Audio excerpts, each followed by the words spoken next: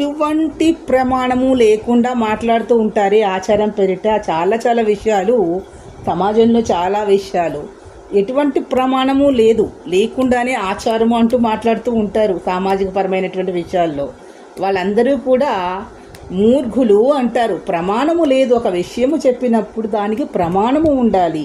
ఏ ప్రమాణము ఆధారంగా వారు ఆ విషయాన్ని చెప్తున్నారు అనేది అవసరము. అదేవిధంగా ఒక సిద్ధాంతాన్ని, ఒక శాస్త్రత చెప్పినప్పుడు దానికి నిరూపితము చేసిన తరువాతనే చెప్తారు. నిరూపితం కాకుండా చెప్తే ఎవరన్నా విశ్వసిస్తారా? విశ్వసించరు కదా. ఇక్కడ కూడా ప్రమాణము అనేది అవసరమవుతుంది. ఆచారము అన్నా, సనాతన ధర్మము అన్నా. కాబట్టి ఇక్కడ ధర్మము అనునది ఉన్నది. సనాతన ధర్మము అనునది యుగ యుగాలకి మారుతూ ఉంటుంది. కృతయుగం నాటి ధర్మాన్ని మీరు కలియుగంలో ఆచరించగలుగుతారా? కృతయుగం నాటి ధర్మాన్ని